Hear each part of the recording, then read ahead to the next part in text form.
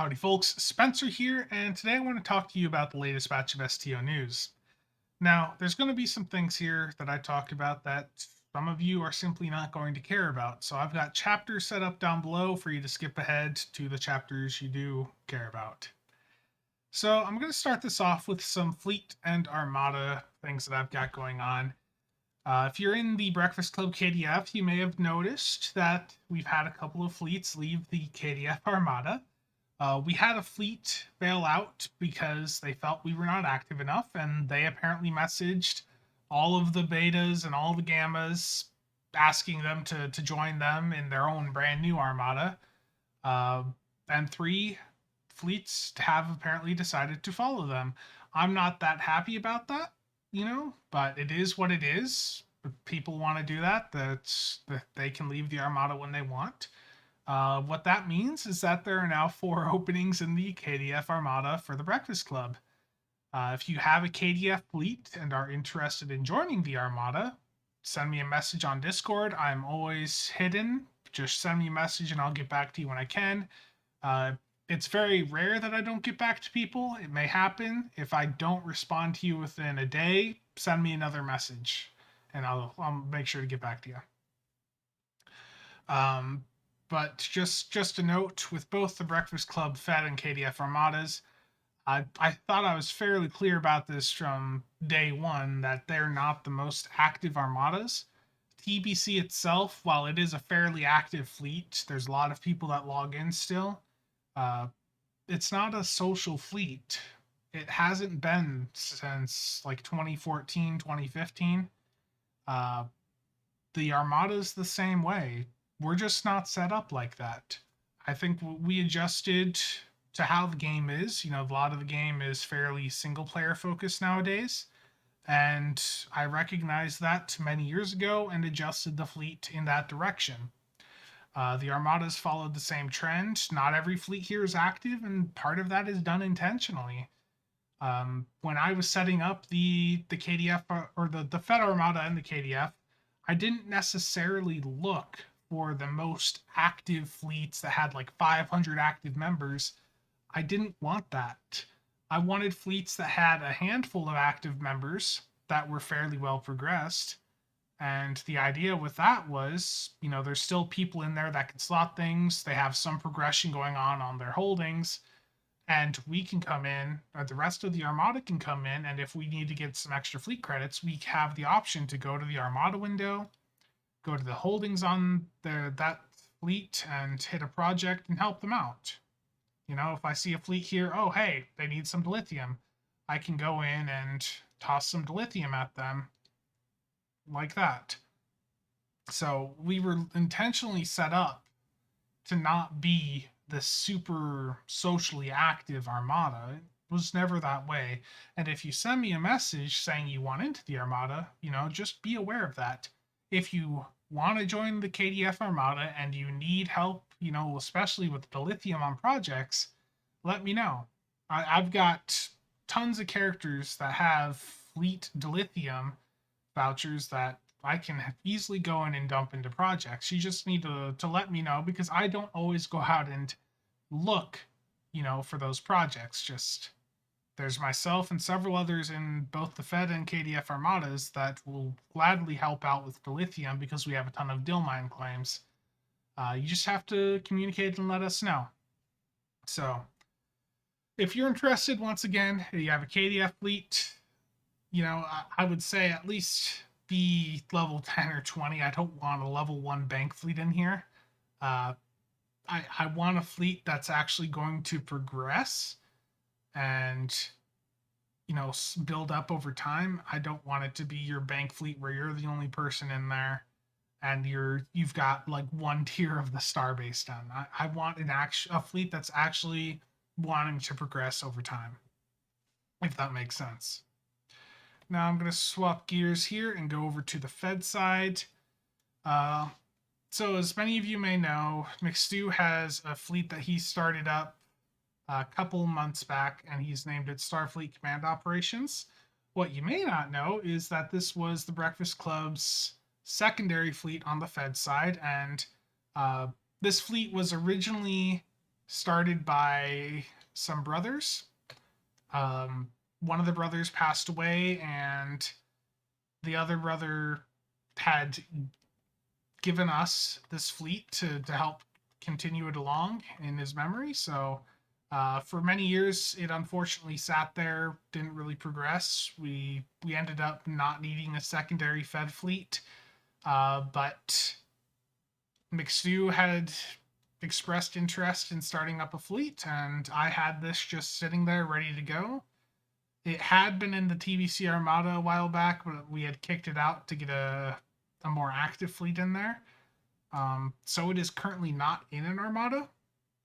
Now, a fleet like this that's not fully built up would heavily benefit from being in a Gamma slot, but I think given that there's myself and a few other lockbox gamblers that have a ton of Dill Mine claims in this fleet, it's safe for us to have this in an alpha slot and to offer, to get some Fed fleets in here as betas and gammas. So I think for the community, it's more helpful to just have this as a brand new Armada, just to give another set of fleets an opportunity to work together. If you have a Federation fleet and you would like to join this Armada, please send me a message on Discord. Once again, I will be hidden most of the time. If I don't get back to you within a day, just send me another message. Sometimes I get flooded with messages. Sometimes my sleep schedule is just completely screwed up. Especially this last week, it was really screwed up. It's rare that I miss messages, but it does happen. So just be patient and I will get back to you. The requirements, though, it's the same thing as the KDF side stuff I just talked about. I don't want your bank fleet, okay? If you are the only person in the fleet, I don't want it in this Armada. I want fleets that are actually looking to progress forward, that are, actually wanting help and that want to work together with other fleets. Social wise, like any fleet nowadays, I don't think there's going to be a ton of social activity. That's just not what fleets or armadas are anymore. The fleets, in my view, my point of view, are just stores nowadays, and they have been for a long time. I wouldn't say to join this Armada expecting a ton of social activity. I don't know how active the fleet chat is. I know the Discord has a fair bit of activity, but I don't think in game there's probably that much. So if you are interested, let me know. Like I said, I don't want your damn bank fleet. I'm sorry. I know someone out there is gonna send me a message and say, "Hey Spencer, can I get my bank fleet into that Armada?" No. I think setting a minimum requirement of being at least level 10 to 20 is good. I'd like there to be at least a couple different people in your fleet. So please, when you do message me, make sure to include the fleet level, your member count, how many are active, things like that. I'm fine if your fleet's got like 5 people in it, 5 different accounts, and you're like progressed only to level 10 or 15 or whatever. But I just don't want fleets that are like level 0 or things like that, if that makes sense. Okay, so let's move on to the actual STO news, because I've been talking about fleets there for a while. So before I get into this legendary crap, I do want to talk about a self leak that Cryptic did a week or two back, or right when Stormfall launched, and that is that Cryptic teased unintentionally the Elite Bridge Officer Training token. So I already knew some aspects of this, and them leaking this into the game just gives me free reign to talk about it. Thank you, Cryptic. So basically, this is a token that you're going to apply to your bridge officers. I don't know what exactly all of it means. I don't know what the kit frame slot or the trait slot. Or actually, okay, that makes sense. A trait slot into which player personal ground traits may be slotted. So basically, if you have a personal ground trait, you'd be able to slot it on your bridge officer. If you have a kit frame, uh, that could go on the bridge officer. It'll be able to use it, I guess, is what it's trying to say. If you got the Wayun bridge officer or anything like that, or like the new ones from this crappy legendary Vesta bundle, you'll notice how all of them come trained up with all of the standard training manuals. Like they have FA, beta, all that trained up automatically. What this elite bridge officer training token does is it'll automatically give your bridge officer all of the basic abilities. So all of the non-specialization, non-lockbox bridge officer abilities that it can get from a bridge officer trainer, they'll all be automatically trained up on the bridge officer. And it will upgrade the bridge officer to ultraviolet quality. So we don't know what all this entails, but I will say that I have heard unofficially that part of this is going to upgrade the trait on the bridge officers to all of the traits on the bridge officer to the superior version of those traits. I don't know what exactly that means, but that could have a potential meta impact, especially for like the Jem'Hadar Vanguard bridge officers from the Gamma pack. If those get a superior version of that engineered soldier trait for space, those might honestly push Jem'Hadars even further above Romulans from a meta DPS standpoint. So this is apparently coming at the end of June, also I've heard, which is when I imagine the summer event will start. So June 28th, I think is what I heard, that the Elite Bridge Officer training tokens will actually go live, and I think that's when the summer event would also go live. So expect more information as we get closer to that date. We've got the Legendary Starfleet Captains Bundle, the Legendary Vesta Bundle. This thing is on sale up through June 9th. It'll be 6,000 Zen during the initial sale. It's not worth it, okay? You know, I think there's been a lot of feedback about the ship, the Legendary Vesta. I know I didn't get a content piece out. I'll probably have a content piece out here in the near future talking about the ship itself. But I think the ship, it's a dud, to be blunt about it. The fact that they made it dual intel just killed it. If it would have at least been intel temporal, it would have been good. But the fact that they made it commander intel, lieutenant commander intel, killed it. It just killed the ship's viability from a high-end perspective. Is the ship still capable? Yes. But so is a tier 5 from 10 years ago. If you want the Legendary Vesta, you know, whatever. It's at 6,000 Zen. If you were really wanting all of the consoles and the traits from the Vestas, it's a good deal. You know, but at the normal price of 12,000 Zen, no, it's not worth it. Now, this level up bundle comes with some gear that people were wondering about. So there's these Starfleet special issue weapons. These are apparently just clones or reskins of the fleet weapons, the elite fleet weapons that you can get from your fleet starbase. They just have a different texture on the outside of the guns. Basically, they're this, instead of being gray, they're like this darker black color. So they're not really special. They're just, you know, they're black instead of gray. It's really exciting. And then there are some bridge officers that we got. So I need to pop open Discord here, so we can take a look at just how wonderful these bridge officers are. Harry Kim, worthless. Tuvok, worthless. Paris, not good. Bashir has superior, or the not superior, space warfare specialist. This gives +5 defense and accuracy. The skill, not actually +5 accuracy or defense. +5 starship weapon specialization and +5 starship weapon amplification. Hopefully you guys can read that. So let me just hop in game here so I can explain to you all just how impactful those numbers are. So +5 defense. Okay, so Bashir here, Space Warfare Specialist.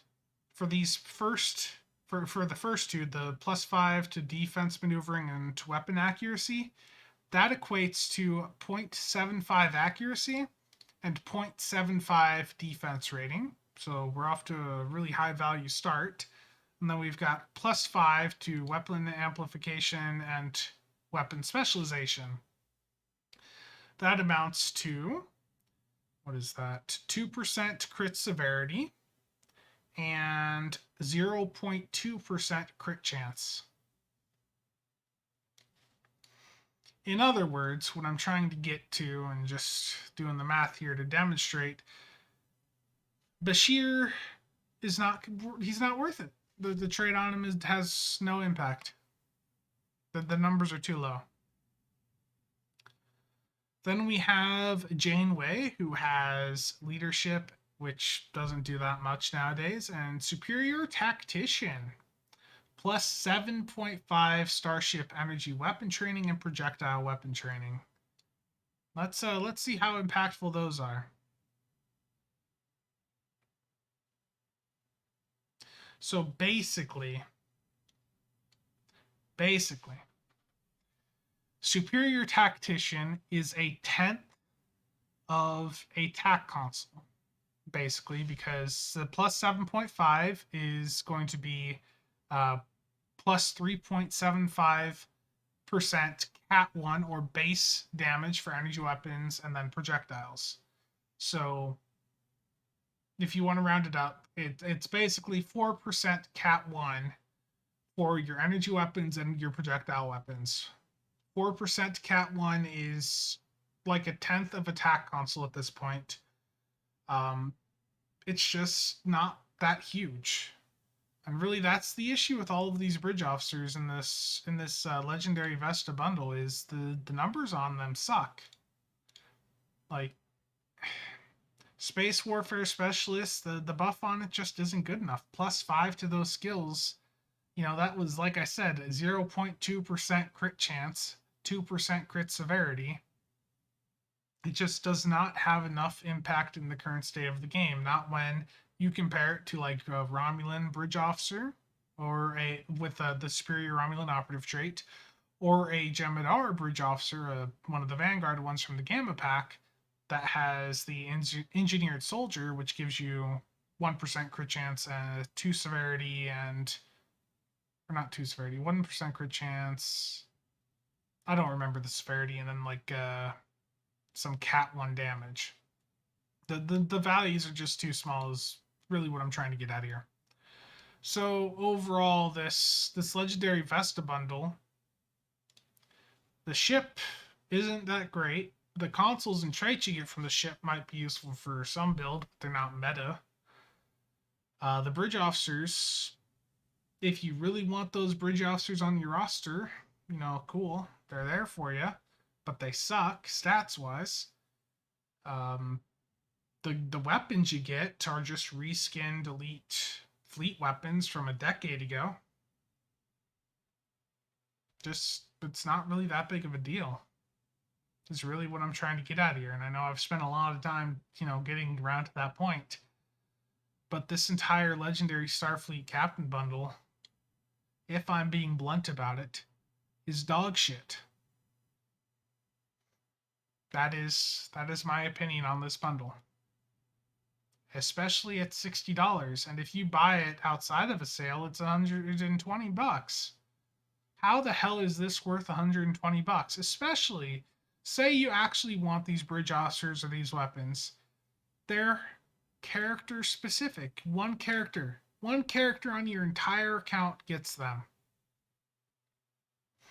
You know, I got the Gamma pack a month or so back, and I popped it on the wrong character. I got the Wayun Bridge Officer on the wrong character.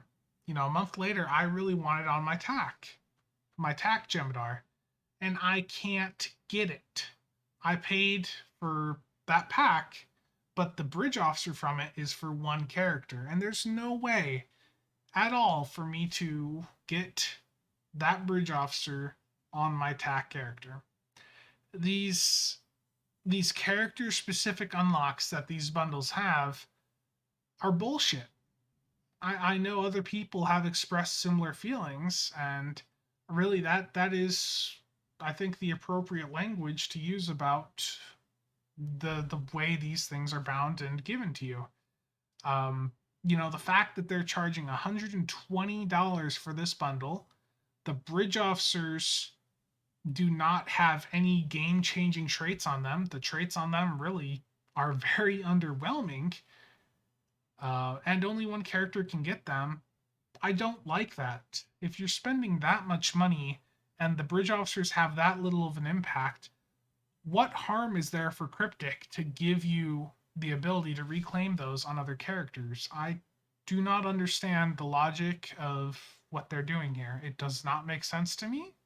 I am not a fan of it.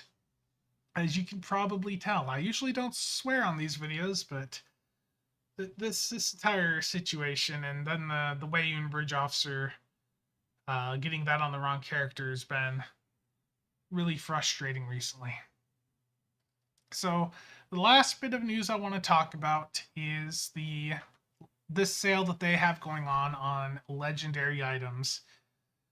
It's 35% sale that will be running through May 30th at noon Eastern time, or like, what is that, 1 Eastern time? 1 p.m. Eastern time. It's 35% off, and they're bringing back the 10th anniversary bundle. So if you've ever been wanting to get the 10th anniversary bundle, you know, it's 35% off. Let me hop in game to show what that price actually is. Okay, so on sale, the price is 19,500 Zen. So basically it's 200 bucks. I still think that this bundle is the best bundle in the game. I know a lot of people agree with that. If you have been waiting for it, then now's the time to grab it. You know, this is as good of a sale as you ever get. You only need the standard bundle. Do not waste the extra 100 bucks on this premium bundle. You get these extra items down here. It's not worth it. Just get the standard bundle if you're getting this. The ships in there, you get a lot of iconic hero ships. There are some really good performers in there. The Legendary Odyssey is a ship that I'm going to be talking about in an upcoming video regarding the best tanks in the game, because it's probably the best tank you can get that you can unlock account wide right now. That is until the Styx is put in the Muds bundle or something. So spoilers on that video. But the Legendary Odyssey is really good. The Glen I actually really liked. We've been using that as a support ship for a while. We're not using it right this minute, but it's a really fun ship. The legendary Calvin Connie is basically a Vengeance. It's pretty damn close to what the Vengeance is. Overall, you just have a lot of really solid ships in here. It's really good value, honestly. It's really hard to beat that bundle, because you also get all of the traits from all of the previous versions of these ships that were released before the bundle came out a few years ago. After the 10th bundle, I still really like the Legendary Romulan bundle. I know I've talked about that a ton. All of these Legendary Captain bundles, it's really hard to recommend these. The level up tokens are pretty damn worthless nowadays. You know, I mean, if you really want the level up token or you really want the ship, then go for it. I could see why you might go, if you're a Romulan player, if you do torp boats, you might really want the assault formation theta trade off the legendary Talis in the Romulan captain bundle. If you are after that, then that's probably worth grabbing while the sale's up. But really, these captain bundles are generally fairly underwhelming. I was a fan of the Jemadar one that recently came out, and I think a lot of us got that during the initial sale. Unfortunately, that will never be on sale for the price it was when it initially dropped. None of those captain bundles are. In fact, it's not even on sale right now. What the hell? The Mirror Universe bundle, if you're a Galaxy class fan, I still think the legendary Galaxy X you get with this is a fairly solid ship. Is it the best ship in the game? No. But is it a fairly solid ship? Yeah, and I think, Surgical Strikes now, it should make a fairly good Surgical Strikes platform. It's set up fairly well for that. The 11th anniversary bundle, I can't really recommend this for everybody. I know there was a lot of resistance to it when it initially came out because of how few ships there were with it. But I have to say that I initially wasn't happy that I got it. Like, I felt like it was a bit of a waste at first. But over time, I have very much become a fan of many of the ships in the bundle. The legendary Vorcha is a very solid torp DPS platform. It's a solid tank. It's just overall a really solid ship. I think it's really good. The Legendary Ambassador is a really interesting Surgical Strikes platform if you like beam arrays. It can do Surgical Strikes 3 and Recursive Shearing 1. It's the only ship currently in the game that can do that. The Legendary Excelsior is, if you saw what my video on the California class, it's basically a better California. So it's better than that lockbox ship that recently came out. And the Legendary Bird of Prey, I never got much use out of this. I think there was some mixed feedback about it. I don't think people were too happy with it. But I think it's fine if you're into pilot ships and if you were a big Bird of Prey fan. And the rest of the unlocks in this, the fact it gives you 2 T6 coupons, I think is fairly solid. I think overall the value of the 11th anniversary bundle, I think it was very much hated at first, but I don't think the value is necessarily as bad now because they've made a lot of the ships in it better since its release, if that makes sense. And I think the rest of the ships are going to get better. The Excelsior and that Bird of Prey. Probably in the next year or so. I'm really expecting a pilot rework sometime early 2023.